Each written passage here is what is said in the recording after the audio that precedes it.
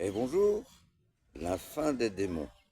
Donc voilà, je vous montre, j'ai pris la photo, si je peux, vous pourrez, vous l'aurez en page de présentation. Voilà, je vous remontrerai après, vous mettez sur pause si vous voulez les écrits. Donc 16 pages. Allez, c'est parti. Mes enfants, mes frères et sœurs, mes amis, moi l'esprit de vérité, j'estime qu'il est temps que vous connaissiez la véritable lumière de la vie. Dans ce monde de mensonges et d'iniquité, on vous terrorise afin de prendre possession de vos vies qui devraient être une faveur, un cadeau d'amour offert par le Père, le Fils et le Saint-Esprit. Comme vous l'a dit Saint Pierre, n'écoutez pas les fables, ces comptines qui servent à vous contrôler. En Dieu, il n'y a pas de mensonge, il n'y a pas de tromperie, il n'y a que la lumière transcendante qui est vérité. Notre Seigneur Jésus-Christ nous enseigne qu'il n'y a rien de si secret qui ne soit pas un jour dévoilé. Jésus dit, avec moi l'enseignement est simple et le poids est léger. Comme un père qui enseigne à son enfant la meilleure pédagogie est l'honnêteté, l'insincérité, les choses simples et faciles. Un père ne veut que du bien pour son enfant et le protège de tout mal. Notre Seigneur Jésus-Christ a dit, un bon arbre donne de bons fruits. Si un fruit tombe au sol, il pourrit car il se détache de ce qui a été bon pour lui.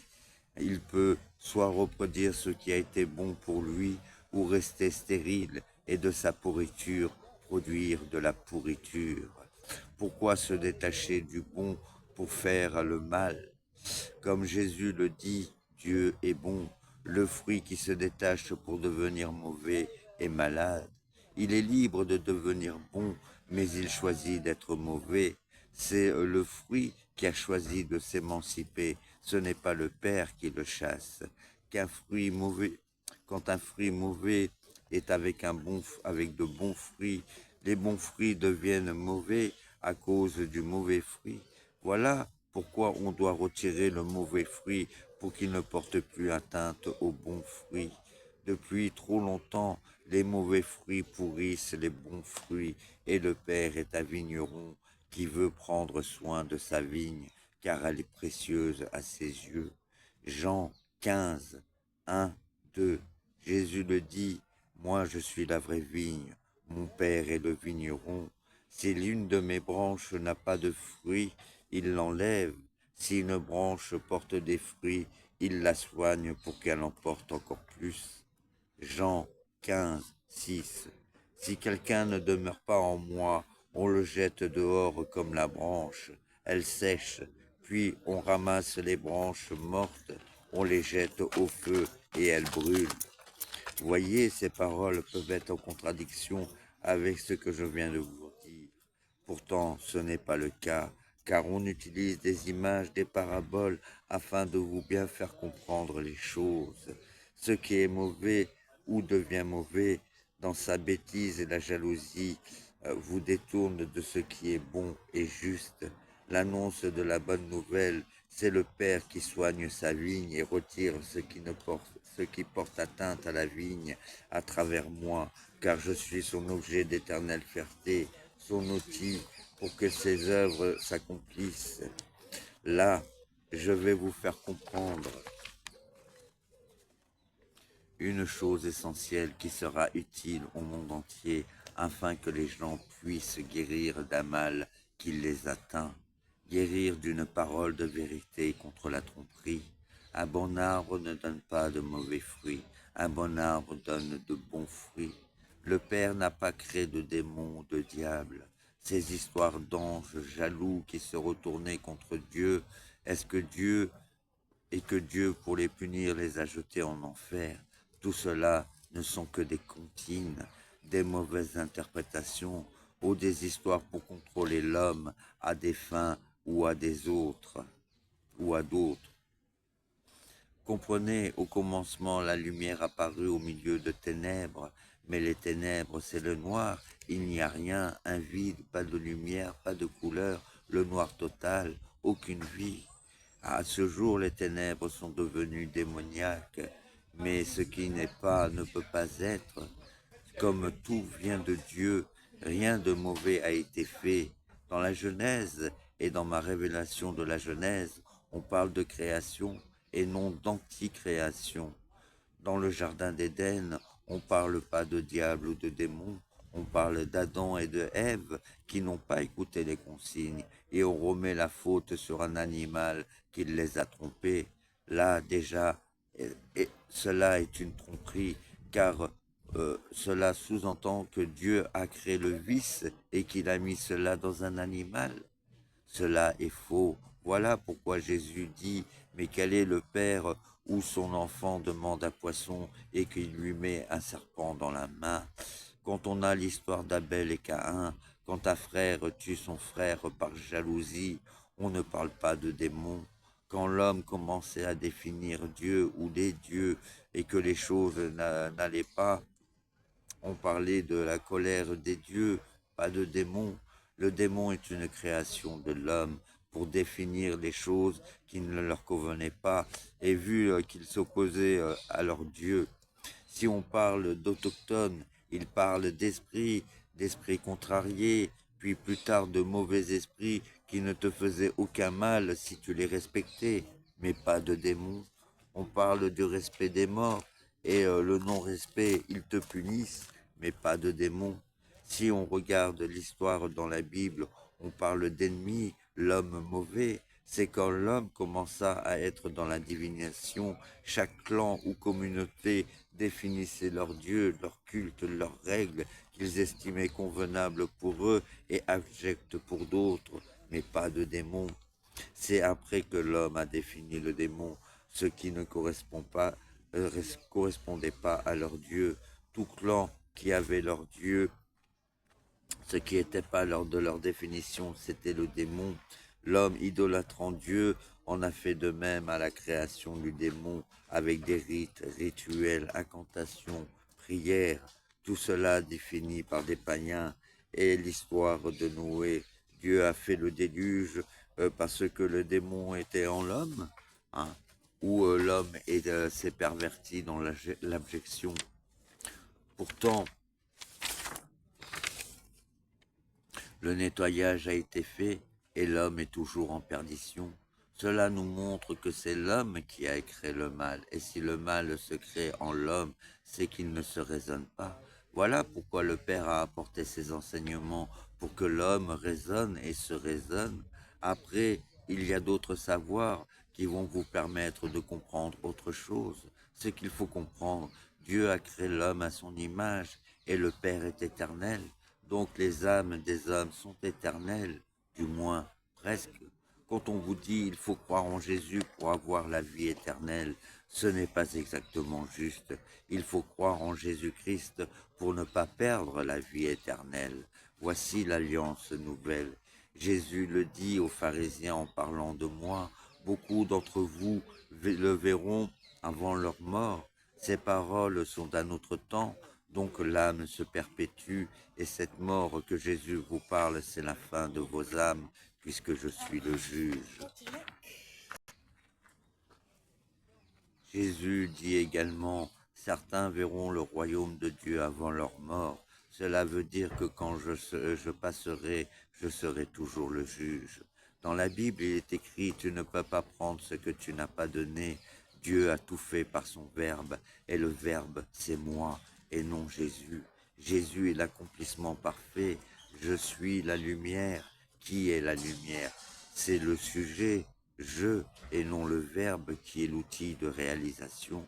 Quand Jésus dit « Vous pouvez être pardonné des insultes envers le Père, vous pouvez être pardonné des insultes envers le Fils, mais les insultes contre l'Esprit Saint, vous commettez un péché éternel. » Pour comprendre l'Esprit, le Saint-Esprit intercède entre le Père et le Fils.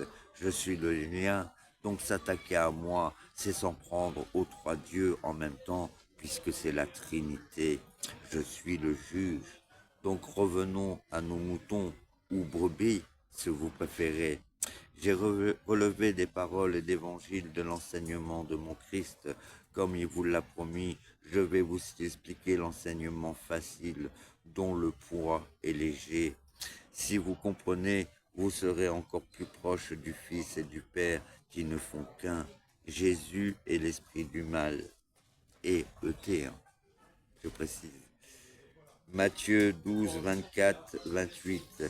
Les pharisiens entendent cette question. Si celui-là chasse les esprits du mal, c'est par le chef des esprits, disent-ils. Jésus sait ce que ces hommes pensent.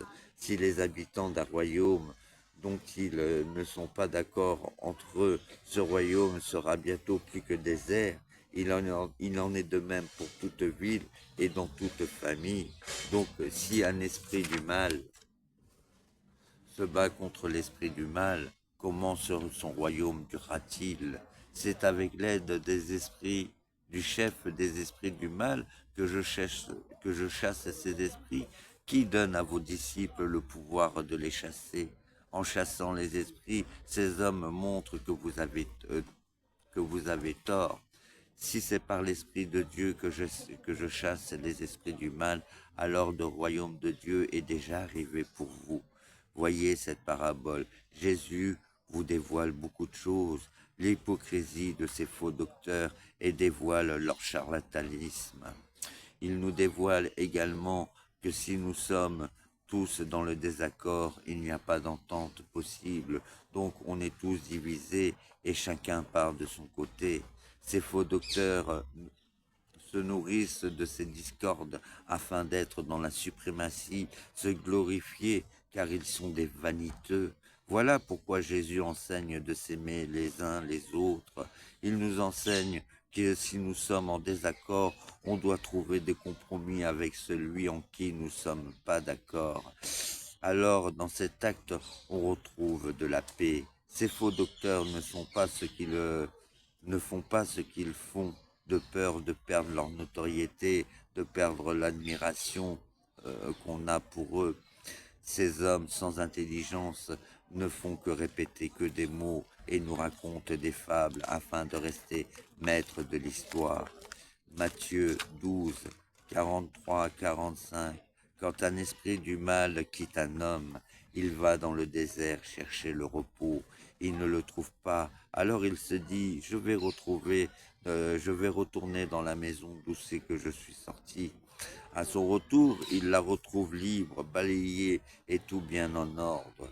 Alors, il va chercher 7 autres esprits plus mauvais que lui.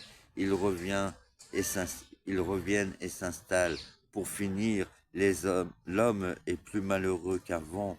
Ainsi seront les hommes pécheurs d'aujourd'hui.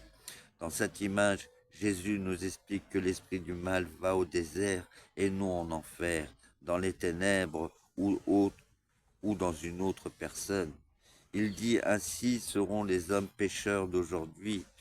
Cet esprit du mal qui nous parle, c'est le péché qui nous porte atteinte.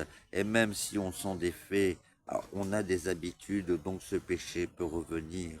Même si on se défait de ces mauvaises habitudes, ce péché défini comme un esprit du mal va chercher 7 autres esprits encore plus mauvais. Cela fait référence aux 7 péchés capitaux.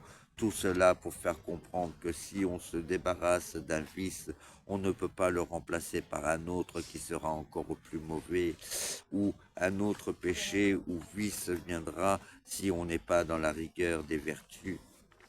Matthieu 13, 24 à 30. Jésus emploie d'autres images. Le royaume des cieux est pareil à un homme qui a semé du bon grain dans son champ. Pendant que tout le monde dort, l'ennemi vient de cet homme vient. Il sème de la mauvaise herbe au milieu du blé, puis il s'en va. Quand les plantes poussent et que les épis apparaissent, la mauvaise herbe apparaît aussi. Les serviteurs vont donc trouver le maître du champ. Maître, demande-t-il, n'est-ce pas du bon grain que tu as semé dans ton champ? D'où vient donc qu'on y trouve de la mauvaise herbe? C'est un ennemi qui a fait cela. Veux-tu que nous allions la ramasser? reprend les serviteurs. Non, dit-il, en ramassant la mauvaise herbe, vous pourriez arracher en même temps le blé. Laissez l'un et l'autre pousser ensemble jusqu'à la moisson. À ce moment-là, je dirai au moissonneur, ramassez d'abord la mauvaise herbe, rassemblez-la pour la faire brûler, puis alors vous mettrez le blé dans mon grenier. Dans les évangiles, Jésus nous explique ces paraboles, mais est-ce que les prêtres en font autant? Matthieu 13, 36 à 43, Jésus explique. Alors Jésus laisse la foule et rentre à la maison. Ses disciples se rapprochent et de lui et lui demandent, explique-nous ce que tu as voulu dire en parlant de la mauvaise herbe dans le champ. Celui qui sème le bon grain, répond Jésus, c'est le Fils de l'homme. Le champ, c'est le monde. Le bon grain, c'est le peuple de Dieu. Les mauvais grains, ce sont ceux qui suivent l'esprit du mal. L'ennemi qui les a semés, c'est celui-ci. La moisson, c'est la fin du monde. Les moissonneurs, ce sont les anges. On ramasse les mauvaises herbes en tas et on les brûle. Il en sera ainsi à la fin du monde. Le Fils de l'homme enverra ses anges. Ils prendront dans son royaume tous les pécheurs et tous ceux qui poussent les autres à pécher. Ils les jetteront au grand feu. Il y aura des pleurs et des cris. Ainsi les amis de Dieu brilleront au soleil dans le royaume de leur Père. Comprenez si vous pouvez. Voici à présent l'image des hommes impurs. Matthieu 15, 16. Vous aussi, répond Jésus. Comment êtes-vous sans intelligence? Comment ne comprenez-vous pas? Tout ce qui entre dans la bouche passe dans le ventre, puis le ventre le rejette. Mais ce qui sort de la bouche vient du cœur, et c'est cela qui rend les hommes impurs. Du cœur vient des idées mauvaises, alors ils tuent, enlèvent les femmes des autres, prennent des plaisirs mauvais, volent, mentent, disent du mal. Oui, c'est cela qui rend l'homme impur. Mais sans être mais manger sans être lavé les mains ne rend pas l'homme impur. Ceux qui ont l'intelligence ont déjà réagi sur le mot démon. Comprenez si vous le pouvez.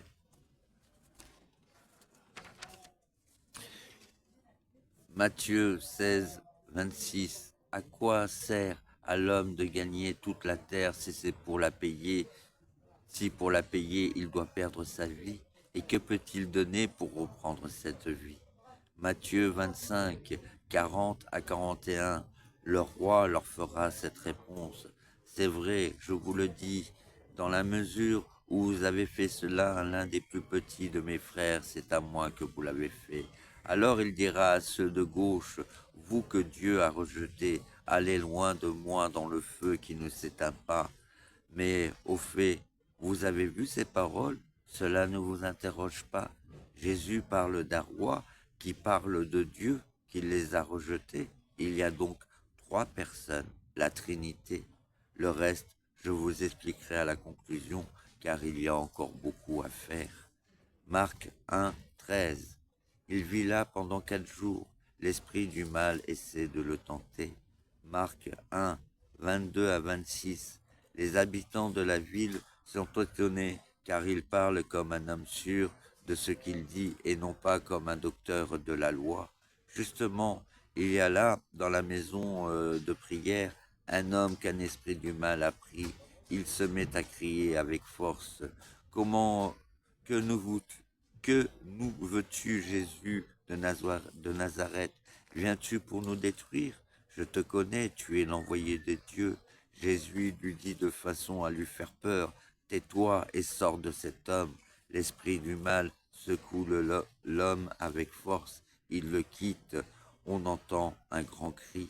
Marc 3, 11 à 12. Ceux que troublent des esprits du mal se jettent à ses pieds quand ils le voient. Ils crient, tu es le Fils de Dieu, mais Jésus leur donne l'ordre de ne pas dire qui il est. Marc 7, 15. Rien de ce qui vient du dehors de l'homme ne peut le rendre impur en entrant en lui. C'est ce qui vient de l'homme lui-même qui le rend impur. Comprenez bien cela. Voyez, rien que dans cette phrase, je pourrais faire tout un serment, mais on continue. Marc 7, 19 à 23. Seulement ce qui vient de l'homme peut le rendre impur, car c'est du dedans du cœur des hommes que viennent les mauvaises pensées. Alors ils prennent des plaisirs mauvais, ils volent, ils tuent, enlèvent des femmes, les femmes des autres, en vient à ce qui est, envie ce qui n'est pas à eux, font le mal, trompent, vivent dans le mal sans se cacher, disent du mal, se croient plus ce qu'ils ne sont et perdent la raison. Toutes ces choses laides viennent du dedans et ce sont elles qui rendent l'homme impur. Luc 3, 7.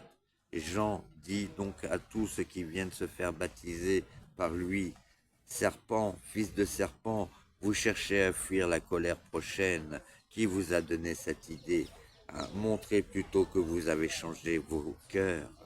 Luc 17, 1. Puis Jésus dit à ses disciples, il y aura toujours des hommes qui pousseront les autres à pécher, mais malheur à celui qui les poussera ainsi à pécher.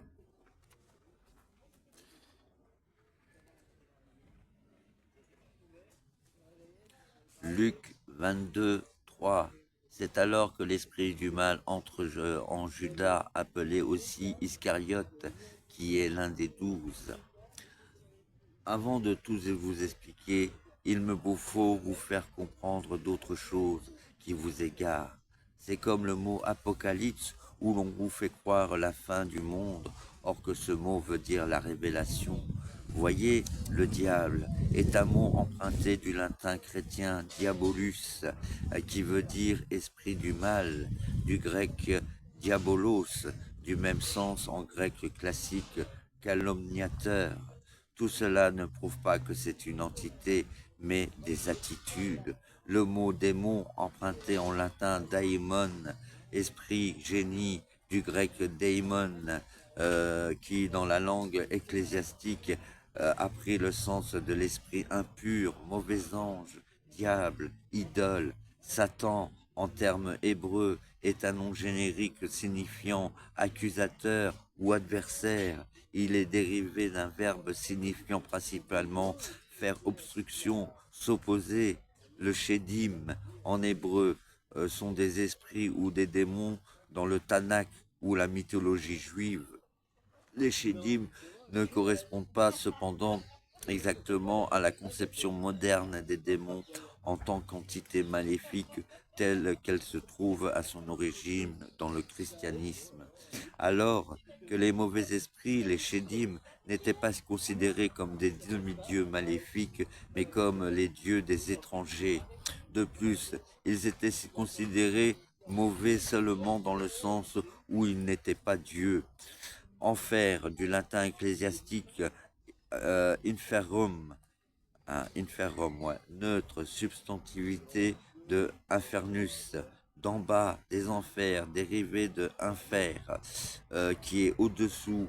À l'époque de Jésus, ce terme désignait le séjour des morts. L'enfer n'est pas un lieu géographique, mais un état spirituel. Ce mot est utilisé par l'Église pour désigner la privation éternelle du bonheur offert par le partage de la vie de Dieu. Voici quelques exemples qui vous feront réagir. Psaume 106, 35 à 39. Ils se mêlèrent aux nations et apprirent leurs œuvres. Ils adorèrent leurs idoles, qu'ils devinrent un piège pour eux. Ils égorgèrent leurs fils et leurs filles aux démons.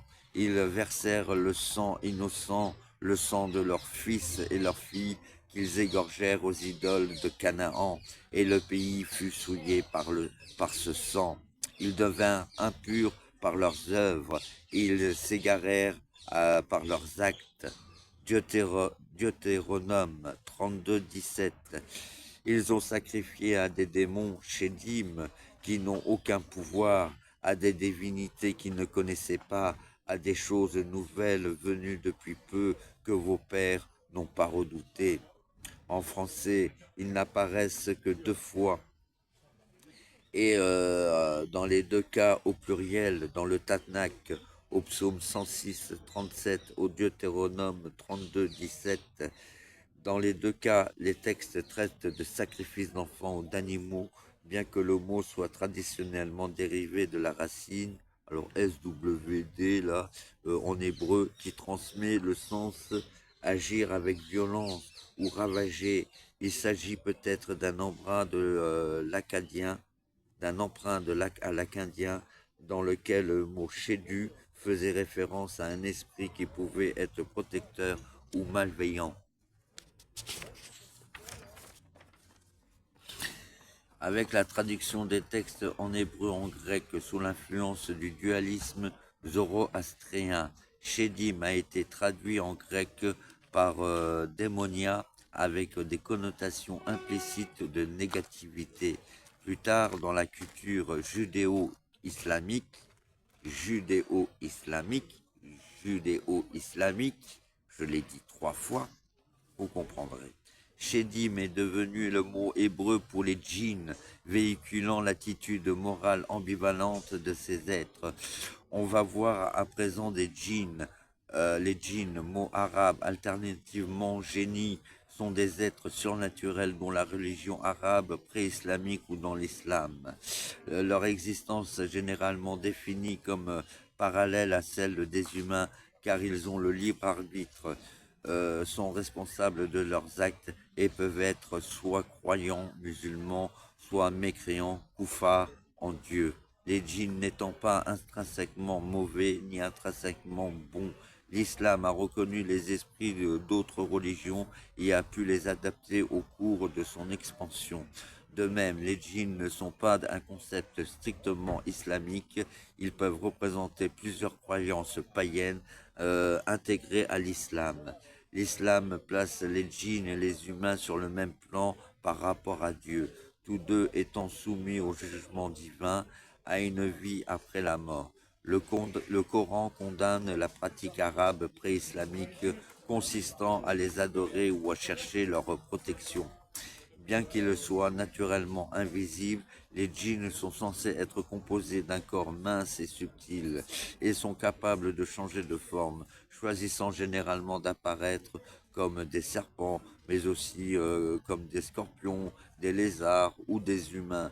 L'interaction d'un djinn avec un humain peut être négative, positive ou neutre et peut aller décontracter à très intime, impliquant même une activité sexuelle et la production d'une progéniture hybride. Cependant, ils se mêlent rarement à des affaires humaines, préfèrent vivre parmi les leurs dans un arrangement sociétal similaire à celui des tribus arabes. Lorsqu'ils sont dérangés par des humains, ils ripostent généralement de la même manière. Les interactions les plus drastiques les conduisent à posséder un corps de l'agresseur, nécessitant ainsi un exorcisme. Les djinns apparaissent sur des amulettes ou des talismans. On les invoque pour obtenir protection ou aide magique, souvent sous la conduite d'un roi. Nombreux sont ceux qui croient aux djinns, qui portent des amulettes pour se protéger de leur agression, car ils peuvent être invoqués par des sorciers ou des sorcières pour leur faire du mal. Une croyance répandue veut que les djinns ne puissent pas blesser quelqu'un qui porte un objet portant le nom de Dieu. Ces croyances et pratiques folkloriques, bien que particulièrement répandues dans le monde musulman par le passé, sont plus désapprouvées en raison de leur association avec l'idolâtrie. Maintenant, je m'aperçois que j'ai oublié de vous présenter un mot. Toutefois, si cela est comme ça, c'est sûrement que le Père qui l'a voulu et serait une forme de réintroduction au sujet. Le Séol ou Sheol, Sheol. Le Sheol en hébreu, parfois écrit Séol, euh, est un terme hébraïque intraduisible, désignant le séjour des morts, la tombe commune de l'humanité, le puits, sans vraiment pouvoir statuer s'il s'agit ou non d'un au-delà. La Bible hébraïque le décrit comme une place sans confort, où tous, justes et criminels, rois et esclaves, pieux et impies, se trouvent après leur mort pour y demeurer dans le silence et redevenir poussière. Toutefois, il ne s'agit pas là d'un sort définitif, et certains textes mentionnent que ceux qui en sont sauvés. Psaume 86, 13. Dans l'écriture, le terme Séol possède quelques 16 synonymes, ce qui prouve l'importance de la notion qualifiée. Monde souterrain, poussière, séjour de destruction, lieu du silence, ténèbres, lieu de l'oubli. Dans quelques sources, par exemple Deutéronome 32, 22, le Séol être un synonyme de profondeur de la terre. On compare parfois le Séol au monde souterrain sombre et ténébreux de l'Hadès ou du Tartare de la mythologie grecque. Le Séol est la destination commune des justes et des impies. Le pieux et juste voit en effet le Séol comme sa destination. Job 3, 11, 19. Les morts s'en vont dans le Séol et s'y reposent ensemble, bons ou mauvais, riches ou pauvres, libres ou esclaves. Le purgatoire, lieu où les âmes des justes expirent et se purifient dans leurs péchés avant d'accéder au paradis. Est-ce qu'on souffre au purgatoire? Mais comme il doit enlever de son être ce qui le déforme et le brime, il souffre d'une souffrance qui est signe qu'il est purifié. Voyez, on dit aux gens qui ont péché qu'ils vont au purgatoire, et là, la définition, c'est les justes qui devront souffrir au purgatoire pour aller au paradis. Il n'y a pas une incohérence. Eh oui. Hein, c'est comme un enfant qui rentre à l'école avec des bonnes notes et son père le punit pour qu'il ait des meilleures notes. Cela n'a pas de sens et démontre que c'est de n'importe quoi. Pourtant, je vais vous poser une énigme. Ah, celle-là, elle est bien cette énigme. Jésus dit, ce n'est pas ce qui rentre dans l'homme qui le rend mauvais, c'est ce qu'il en sort.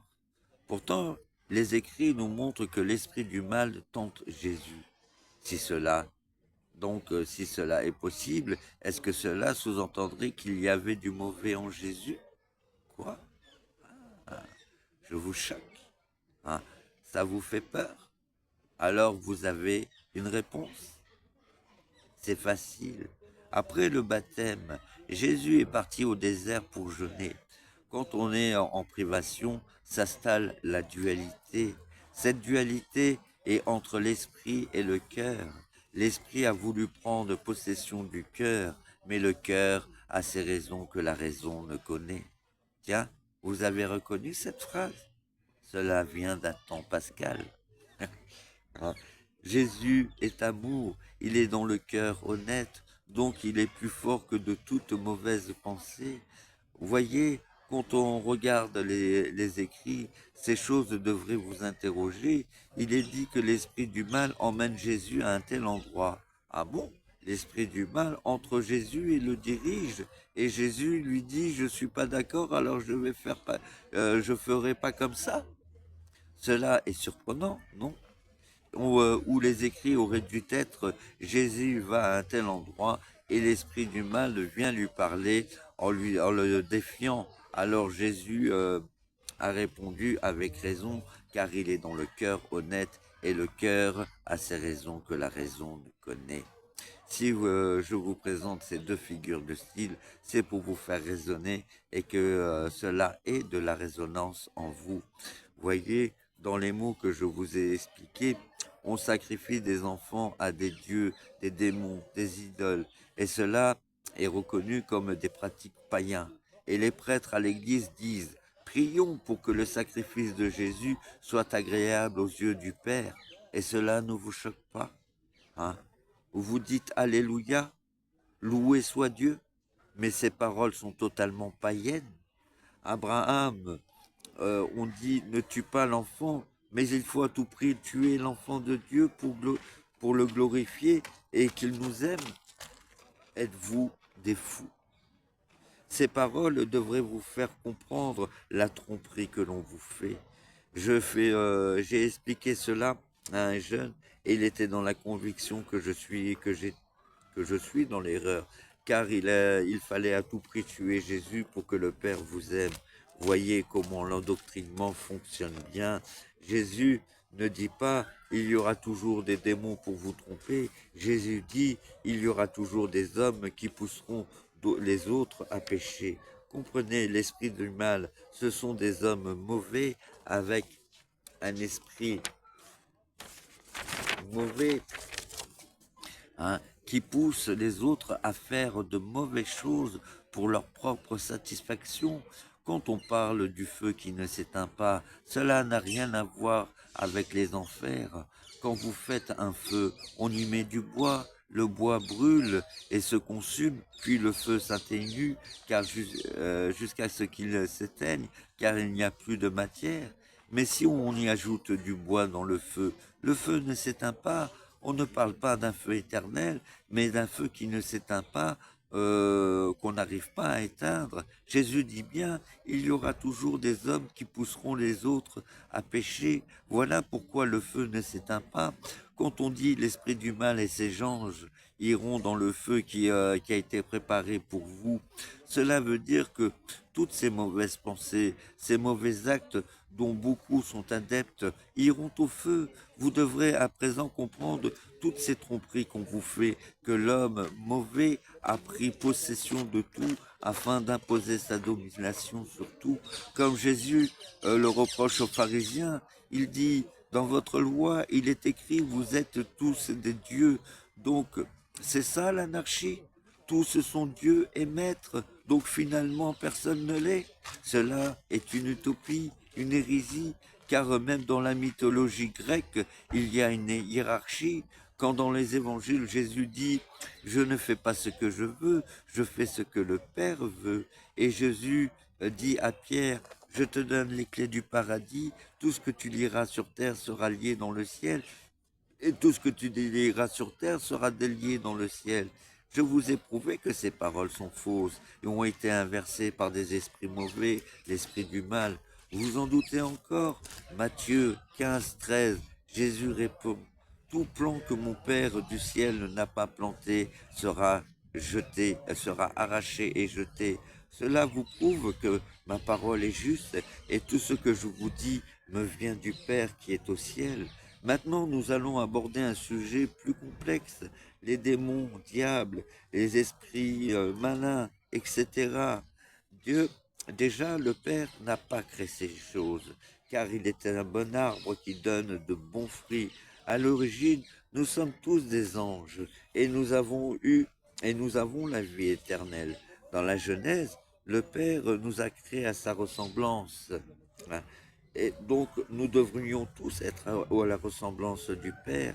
La vie, la création nous a fait perdre. Alors le Père nous apporte ses enseignements afin de nous retrouver, hein, dans le Père.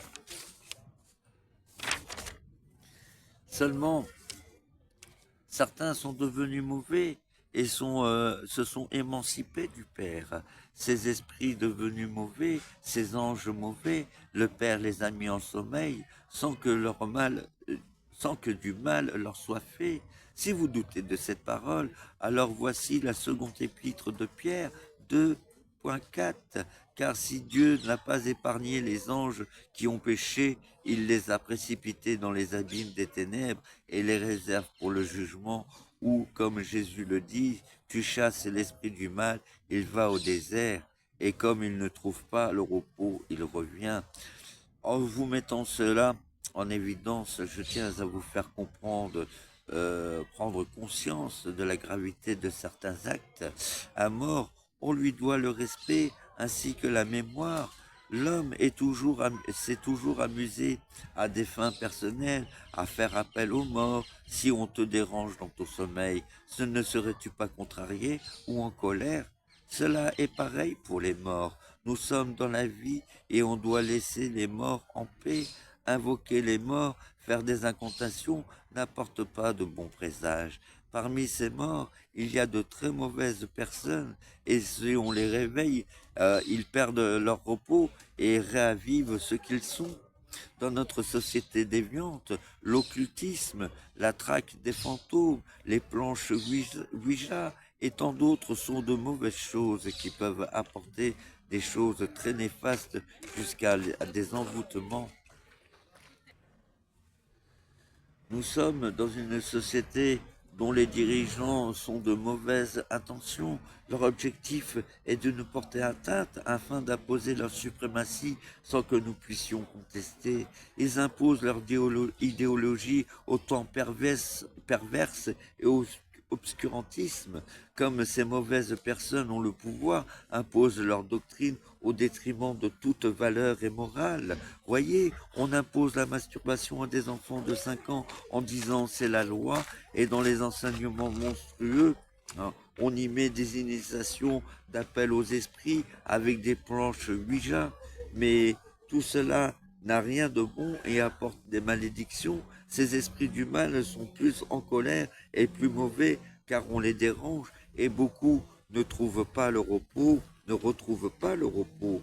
Dieu n'a pas créé les démons de diable ou autres, ce sont les hommes par leurs bêtises et leurs mauvaises intentions qui ont créé ces choses.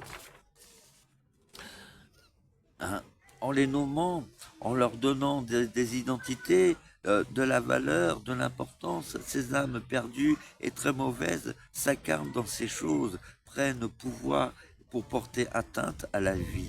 Mais ces esprits du mal n'ont aucun pouvoir. C'est vous qui leur donnez pouvoir par la peur, les péchés, vos mauvaises pensées, vos mauvaises actions.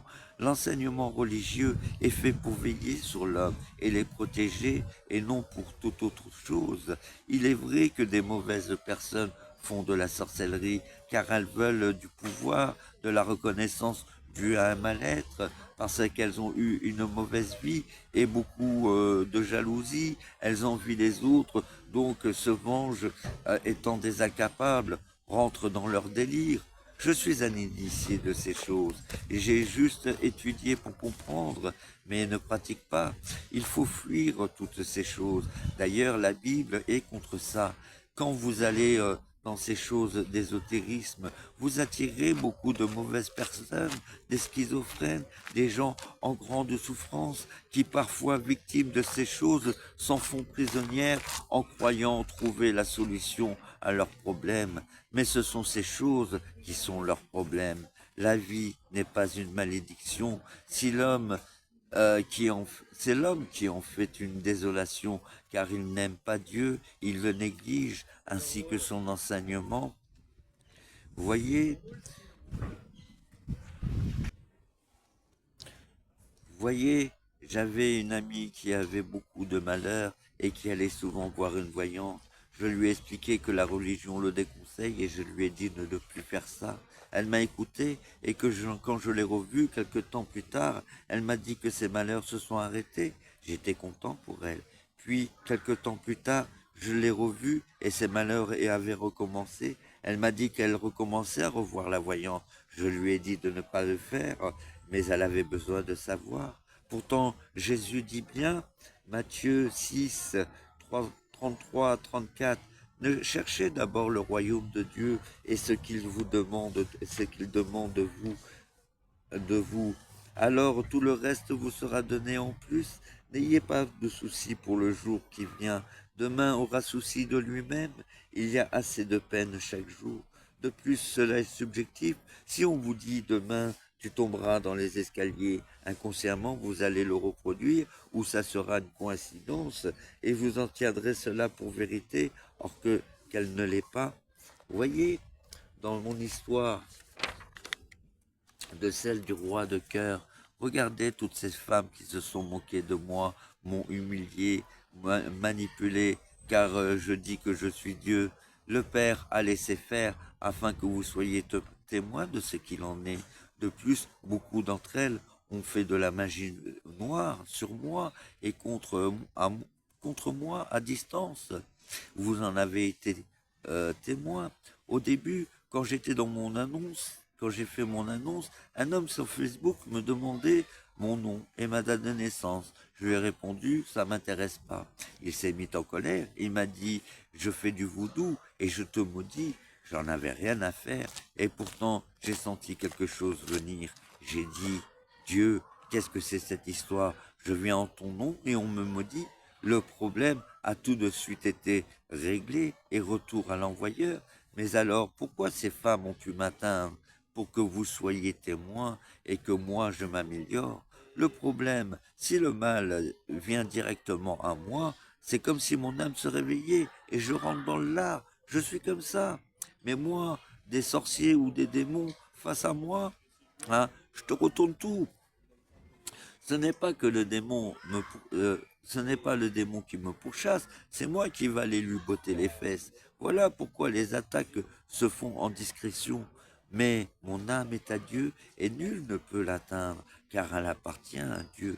Et vous devriez tous être dans cette conviction, hein. Cela est un bon bouclier contre les mauvaises choses. Bien sûr, cela va avec nos attitudes. En étant une bonne personne, il faut fuir ces choses qui nous apportent rien de bon, et beaucoup profitent de notre crédulité, de votre crédulité, afin de vous soutirer de l'argent, et il en est de même pour la religion. Vous savez, Jésus n'avait pas besoin de faire toujours des miracles. Parfois, ses paroles d'amour, la sincérité, l'intéressement à l'autre apportaient déjà des guérisons. Quand Jésus disait aux rabbins qu'ils ne font que répéter que des mots, c'était aussi pour leur dire qu'ils ne faisaient pas ce qu'il faut. Beaucoup de gens en difficulté, n'ayant pas de bons enseignements et livrés à eux-mêmes, se sont tournés vers de mauvaises choses, comme l'idolâtrie dans le but d'être bien, et les commerçants nomades se faisant un plaisir et leur richesse par des fables, du fétichisme, des gris-gris. Il y avait leur superstition, et on en a eu un exemple dans la parabole de Jésus. Le sel est une bonne chose. Marc 9,50. Le sel est une bonne chose, mais s'il perd sa force, avec quoi le rendre bon? Ayez du bon sel en vous-même et vivez en paix les uns les autres, hein. Ou bien Matthieu 5,13. Vous êtes, vous, le sel de la terre. Si le sel devient mauvais, comment pourra-t-on le rendre bon? Hein, on ne peut plus que le jeter dehors sous les pieds des passants. Matthieu 5,14. Vous êtes, vous, la lumière du monde. Matthieu 5,16. Que votre lumière brille aux yeux des hommes, qu'ils voient le bien que vous faites, et qu'alors ils chantent la gloire de votre Père qui est dans les cieux. Il faut comprendre que nous avons souvent de mauvaises attitudes comme des moqueries, le jugement, la non-considération de son prochain, et cela fait beaucoup de tort à d'autres. Ces personnes ont le cœur en colère et étant réactifs, on se moque d'eux en disant qu'ils sont fous. Pourtant, une parole juste, honnête et la considération apportent beaucoup de guérison pour ces personnes en mal-être et qu'on méprise. Mon Christ l'avait bien compris et cela apporte beaucoup de bien à en parler de guérison. Voyez, pas besoin de passer au miracle pour guérir des gens, juste une bonne attitude et de la compassion, avoir du cœur pour les autres. Cela est accessible à tous. Voyez, dans ce contexte, il n'y a pas de démon ou de diable, il y a un problème. N'allez pas toujours interpréter au surnaturel que cela est souvent euh, tout autre. Jésus le dit, le mal ne vient pas de l'extérieur, mais de l'intérieur. Si vous êtes dans le péché et que vous êtes mauvais, alors ce qui est mauvais s'assimilera en vous. Quand Jésus parle que la maison est propre et bien rangée, le mal ne peut pas entrer en vous. Eh ben, et votre cœur, c'est votre cœur, votre maison. Voilà. Bien sûr, il y a des cas extrêmes comme les sorts, les envoûtements, mais il y a des outils pour la guérison. Ne pas avoir peur car Dieu seul est maître de nos âmes. Avoir la foi et prier, se rapprocher des vrais religieux, ne pas interpréter afin de ne pas ouvrir la porte à ce qui est mauvais, ne pas être dans la superstition. Si on vous offre quelque chose et qui vous plaît pas, ou que vous avez la certitude que cela vous porte atteinte, jetez-la. Les encens ne servent à rien et parfois il y en a des mauvais. Rien de mieux que la prière et l'amour en Christ et au Père. Si vous avez des bijoux ou des colliers, ne laissez pas les autres toucher afin qu'ils répètent des incantations dans leur tête pour vous faire du mal. Ne laissez pas les gens caresser la tête de vos enfants. Cela n'est pas bon. Oui, toutes ces mauvaises choses ne sont que la création des hommes et non du Père. Il faut laisser les morts avec les morts et ne plus les invoquer et les laisser dormir en paix. Jésus a dit, un bon arbre donne de bons fruits, donc tout ce qui est mauvais ne vient pas du Père, mais de l'homme. Soyez rassurés, car Jésus dit, Matthieu 15, 13, Jésus répond, tout plan que mon Père du ciel n'a pas planté sera arraché et jeté. Donc soyez ravis, car la bonne nouvelle va s'accomplir et le retour du royaume de Dieu sur terre arrive, puisque je suis là. Mais interrogez-vous, voyez tous ces malheurs, toute cette désolation du monde. Cela n'est pas des démons, mais des actes de mauvais hommes.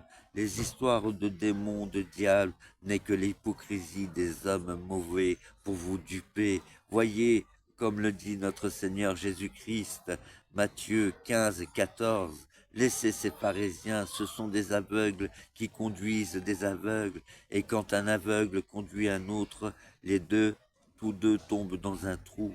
Toutes ces mauvaises choses n'ont pas de pouvoir si vous êtes en mon Christ, en mon Père qui est au ciel. Alors, c'est vous qui avez le pouvoir de les chasser sans peur. Au nom de notre Seigneur Jésus-Christ, au nom du Père qui est au ciel, en mon nom, l'Esprit Saint ou Saint-Esprit, c'est pareil. Que tout mal soit dissous en vous, en votre maison, en votre cœur. Que la paix soit dans votre maison, que la paix soit dans votre cœur, que la paix soit votre lumière. Soyez tous bénis. Alléluia. Je sais que la vidéo a été longue, voilà, je vous remontre si vous voulez reprendre les versets. Mettez sur pause et merci à vous qui avez eu la patience d'avoir écouté cette vidéo jusqu'au bout parce que ça ne peut être que bénéfique et tout ça. Et que ce sont les mauvais hommes qui nous portent atteinte et pas des démons et que moi je suis là, l'Esprit Saint, l'Esprit de vérité et que je vais vous mettre dans toute la vérité quand vous m'aurez ouvert les portes. Merci, à très vite.